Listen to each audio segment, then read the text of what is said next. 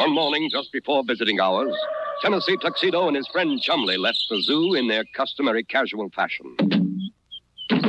It was Tennessee's idea that if they dressed like weathermen, they could get jobs as weathermen, and so prove that they were as smart as human beings. Sure enough, when they were interviewed at the Weather Bureau... Are you sure you've had experience as weathermen? Of course we're experienced. Don't we look like weathermen? Okay, go ahead. Funny thing, what they really looked like was a penguin and a walrus. Now, this is the life, Chumley. A real job. Working hard, just like people. Yeah, Tennessee. But I wonder when we get our coffee break. No. You said it was going to rain week before last, and it didn't. You said it was going to rain last week, and it didn't. You said it was going to rain this week, and it didn't. My cauliflower crop is drying up. Now I want rain. Now either you make it rain, or I'll be back with this. When you taught me into this job, I didn't know it was going to be so hard on my eardrums. I see. You say you think the weather business is too noisy and you want to go back to the zoo. A good idea. No, Chumley. We're going through with this job. And here's your first assignment. Hop out and make it rain. Okay. Just like I've been saying all along. Nothing to these jobs. Earthquake! Run for your lives! It's... Chumley! Chumley, give me that. Whoops. Gee, Tennessee, I'm awfully sorry. Did it hurt? You want to know if it hurt? Of course not, Chumley. I always wear this little knot on my head. Now, just what are you doing? Well, it took a little while, but I finally went to the library and found the rainmaking book. I see. So you're making it rain like it says in the book. Let me see that. Oh, no, Chumley. This is an Indian history book. It says some Indians believed they could make it rain by beating drums and dancing. Yeah. Well, I'm part Indian, you know. I see. You say you're related to the Indians, eh? Well, just what kind of an Indian are you? See? I'm a Blackfoot. A Blackfoot. Of course. That's hysterical, Chumley. Now, let's see if you can keep joking like that when the farmer comes back with his shotgun. He wants rain or else. Well, if I can't drum up any rain this way, how do I make it rain? How do you make it rain? Well, it's easy. You just take a little, you pick out a big, you mix up some, Hey, Tennessee, maybe it's time we went to see the man with all the answers. Yes, Chumley, Mr. Whoopi. And we'd better see him fast. So soon our heroes were in the office of their friend and advisor, Phineas J. Whoopi, the man with all the answers. That's it, Mr. Whoopi. We've got to make it rain. Team pour. Well, that sounds like a college cheer. Rain, eh? Well, that's a job that can't be watered down. Sounds like we'll have to use the three-dimensional blackboard. Gee, that's cool. Or, to be more precise, my boy, we're getting warm. Now, where did I put it? Perhaps in the closet.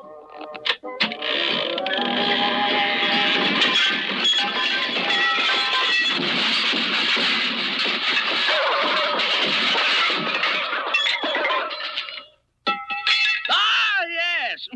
Let's see. Whoopee! The fabulous, fantastic, flashy, flexible, and infallible 3D BB. There, now, what was it you, Rain. Oh, yes, indeed. Rain. Well, rain comes from the clouds. Every cloud is made of millions and millions of tiny droplets of water. Like this. So light, they stay up in the sky and float around in the form of clouds. You see? Yes, of course. Only, how do they get down? Yes. Well, yeah, get down. Well, as the cloud floats around, the droplets bump into each other and join together until pretty soon they're too big and heavy to stay up in the sky. And then, whoopee! It rains. Fine. Great. Terrific. But how can we make it rain? Well, one way is to fly over a cloud and sprinkle thousands of little tiny pieces of dry ice on it. Dry ice? Hey, Tennessee. Chumley wants to know how to dry ice. Dry ice? Oh, no. That's just a special kind of ice, like ice cream men use to keep their ice cream cold in their trucks.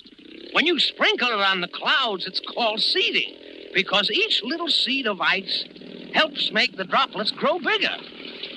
Of course, it doesn't work every time, but that's good enough. Let's go. Stop. Take off. And soon our heroes, together with Phineas J. Whoopi, were winging their way through the sky. Okay, we're over the clouds. Chumley, take this box of dry ice chips and sprinkle them on the clouds. That's a cool job. I see, so you think it sounds like an ice idea. Wonderful, Chumley. Now step on it.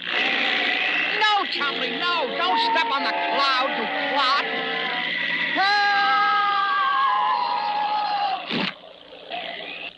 Chumley!